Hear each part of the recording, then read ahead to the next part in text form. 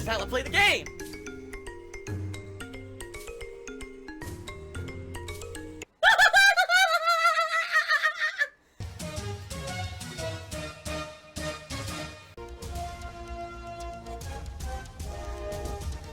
Oh my god!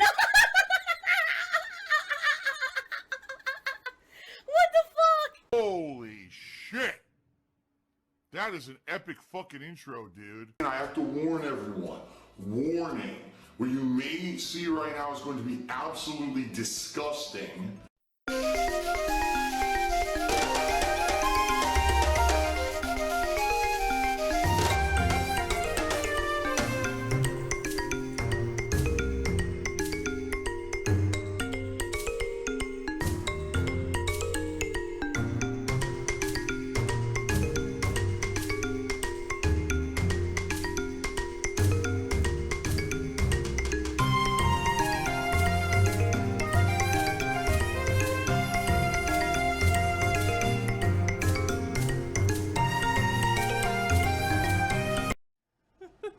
I like how you're laughing too.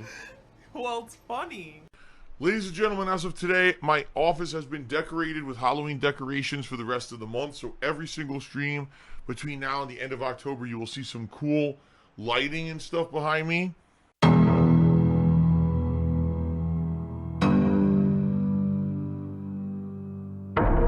Like, there's no effort here at all. Undoubtedly, with Red Dead Redemption 2 next week, I'm hoping things will actually pick up a little bit more. What I've noticed is that we've got, a good amount of people who've been coming by the streams regularly, but sadly what happens is, as I play longer narrative-based games, the attendance and even the participation wanes. That's your fault. And, I expect that. I really do expect that. Like, I don't expect that I'm gonna get the same amount of people 2 weeks into a long-ass game as I did the first couple of streams, you know what I mean? And we're just in a situation here where there's so many games, it's very hard for me to play a game, more than a couple times a week. And what I'm hoping is once Red Dead Redemption comes out, that's going to be my main focus, and hopefully that'll bring in, naturally, more people to come watch. You know what I mean? Give me your money. Give me money. I need that money. I really do. I need that money to pay my bills. All right, we'll see. But I'm looking forward to it. I am hoping for a strong finish to this month. All right, I am. Obviously, it would stink if, here we are, the busiest gaming season of the year, but it slows down. When, honestly, in the summer was actually better. But that was, I think, because we had a more dedicated fan base who were just appreciative that I was playing downtime stuff that they were picking for me to play in the summer and the like. Versus now I'm just kind of generically playing all the new releases. And, especially, again, if they're longer, drawn-out releases, it's hard to retain that attendance. You know what I mean? I may be living month to month, paycheck to paycheck, begging for fucking tips and shit on stream for the rest of my life. But anyway, let's go ahead and play it by ear. I'm certainly not complaining. I just hope that we can get things to be more consistent and or be a little bit picking up a little bit by the end of the month. Let's hope so, okay? Oh my god, dude, just shut up. Just shut up and stop whining. Ugh. This guy constantly whining. Wah. Shut the fuck up. God damn. Wah. Oh my god. Genetic Gamer cheered. How much money would it take for you to be financially secure for the rest of your life? I have no idea. How much would it take to get Phil out of, being financially tight? Well, hey, $10,000, you gotta remember, a third of that goes to the government. So essentially it would be $6,666. Would help me a lot. It actually wouldn't even get me out of my tax situation right now, real talk, but it would help tremendously. No one has any clue how to answer that question. We don't know what's going to happen with the world economy. We don't know what inflation. There's no way to know how much money would make someone secure for the rest of their life, okay? Sorry. Then he treated again. He says, do you think people will live for much longer in the future because of the advances of science? I would want to look and feel like a 20-year-old as a 50-year-old. Also, at what age do you think people start noticing their mortality? For me, I'd probably say it was either my late 20s or early 30s when I started to feel a little old. For me, it happened earlier than most because of my back injury. I used to have a really bad back injury. It was a severely herniated disc in my lower back to the point where I had numbness and pain and all kinds of stuff. I could barely move around for a year there. During my time when I was on YouTube doing stuff, I could barely even move because I was so messed up. And so when I moved out here to Seattle, I don't know what it was. It could have been my lifestyle changes. It could have just been going to a new area. I don't know, but I said, man, I don't know. The air out here is clean or whatever. I don't know what it is, but my back's better. Oh, the Seattle air healed his back. Once I started feeling my back injury when I got really, really, really bad, that's kind of when I realized, damn, I'm mortal. And I might live like this for the rest of my life. Thank God I did not, because I was really bad for a while there. But I would think for most people, probably mid to late 30s, when you're about to hit 40 years old, which they call over the hill, meaning basically you've lived more than half your life. I think then people start to realize, that's when people start having things like midlife crises and the like. But for me, it happened pretty early because, like I said, because of that back injury. Will people live much longer in the future because of advances of science? Yes and no.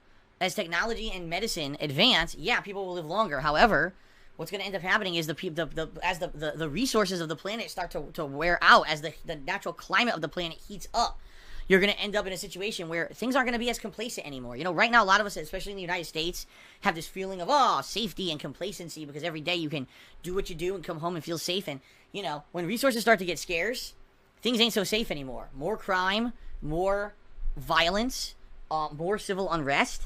And unless we find ways to curtail the fact that we have exponential population growth yet diminishing resources, I exactly don't see how this living is going to continue. So even though technically with science and medicine and everything advancing, yeah, people should be living longer, it may be completely opposite, where there's just not enough to go around and the world becomes a very unsafe place. Much like it was back in the day when we were cavemen and people would live to the age of like 20. So, I don't know. I know it's a pretty grim worldview, but hey, it could happen. All right? My opinion is the only opinion. It's the right opinion. T-Dub's Charity says, I got a laugh reading the comments of people complaining about your Halloween setup. I think it looks great. What the hell do they expect you? You only have a tiny little space to fill on camera. Did they expect a life-size Dracula and Fog with hired zombies to play as actors? The people who are criticizing it are assholes. Oh, everything is salt, salt, salt, salt. It's even now, again, my mouth overpowered with salt flavor. No one legitimately is going to criticize a few lights that I set up in my office for a little bit of a festive atmosphere for a holiday. And it's not like I was saying, oh, I'm directly using the income from subs to finance all of these decorations. It's nothing like that. He's a piece of crap. He's a lying piece of crap.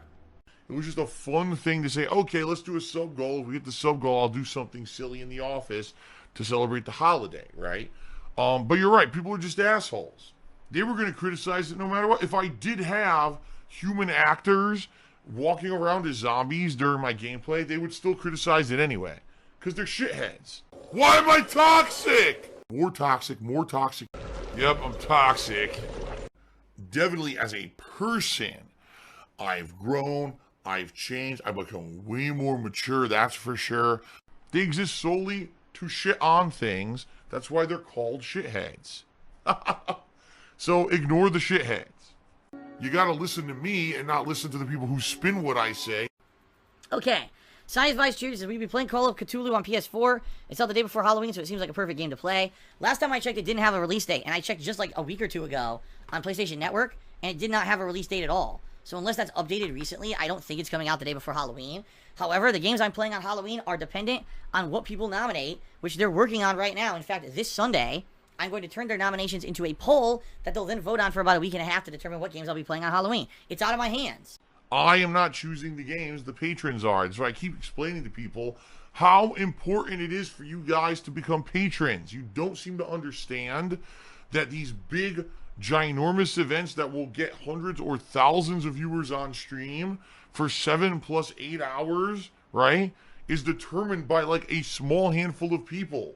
If you pledge $5 or more to my Patreon, you have these capabilities. You could pledge as much as you want. The highest perk level I'll give you is $50, but you could pledge more than that if you want, and pledge today. My favorite perk is the $5 perk. The $5 sub club.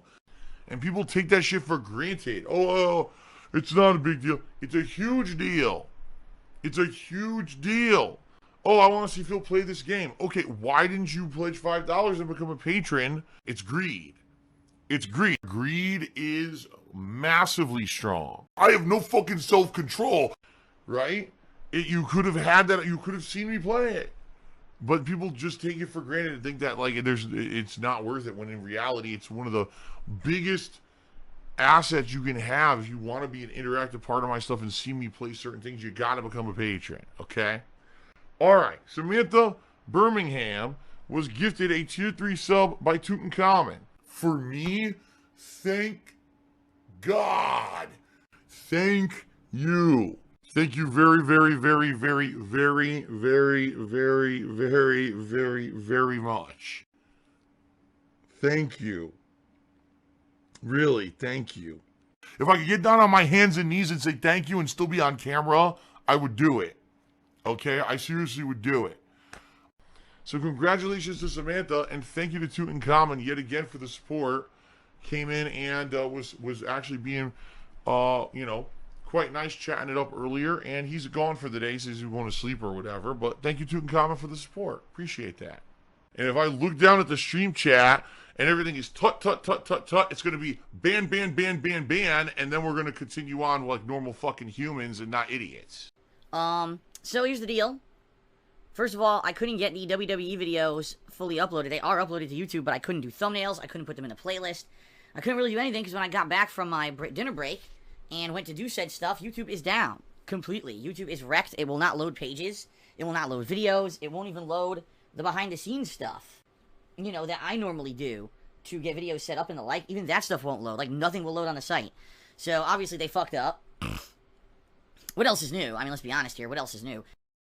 Ow! Why'd you do that? Why did you do that? Why'd you just go to bite mommy? Wow. Alright, so you see what pigs can do. At least today isn't a big new release day. That's a good thing, because if this had happened on a new release day, it could have been disastrous. Thank God it's not. So I will, after this stream ends, do my best to go back and hopefully let's see if YouTube works. And go from there.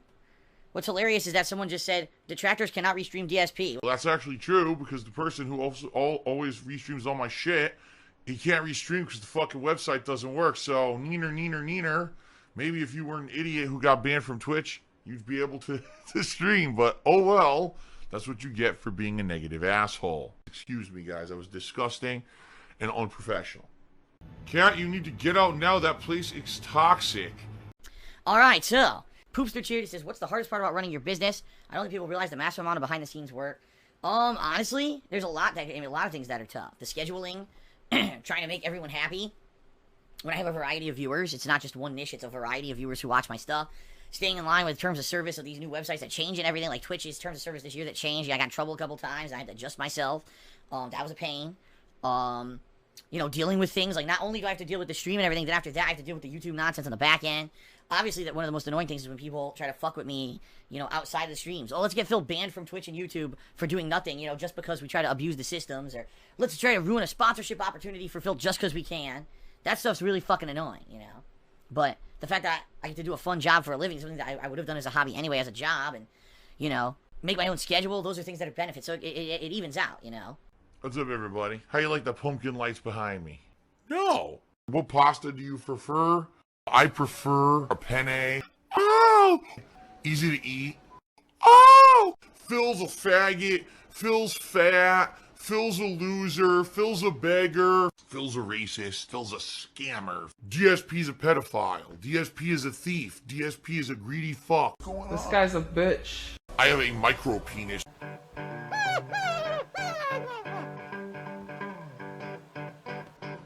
Alright, I'm not dead, but I swear to God I wish I fucking was.